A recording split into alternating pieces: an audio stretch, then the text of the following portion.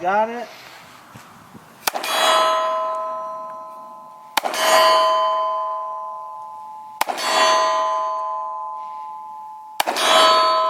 All right.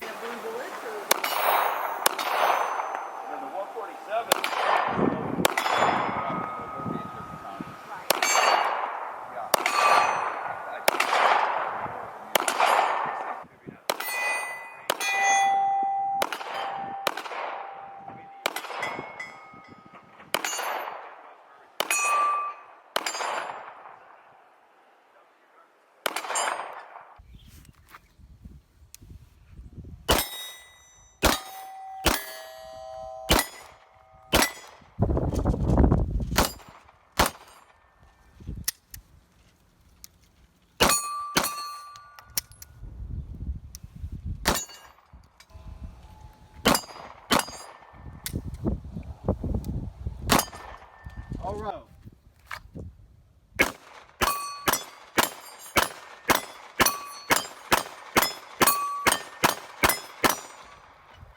Stop!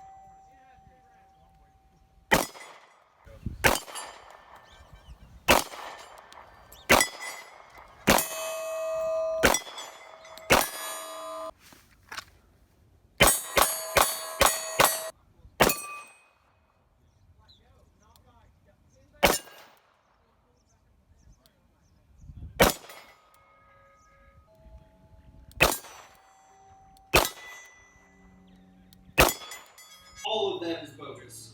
You can have your whole finger through the trigger and hit dead center. You didn't hit dead center. You're shooting low and left because of your grip. And we're going to work through that here in a second, okay? But if you change your grip up, that grouping is going to go to probably about an inch to an inch and a half with very little trouble. Think about it like this, right? When we actually start thinking through it. What difference does it make what part of your fingers is conducting the rearward motion?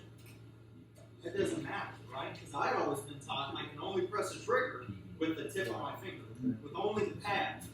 Well, then I started thinking about, well, if I'm doing the same motion, why does it matter what part of my finger is doing the motion? So is it the lack of a proper grip securing the firearm, locking it in place, or is it because of the finger getting stuck out too far? Why can I not always be ready to go into a gunfight? Well, because that's a range mindset. You know, you can't just be ready for, yes I can. What do you mean I can't always be ready to be in a gunfight? I can 100% be ready at all times. Well, how do you do that? Pay attention. Are you carrying a gun and you just don't pay attention to what's going on around you? I'll tell you right now what I do every time I go anywhere.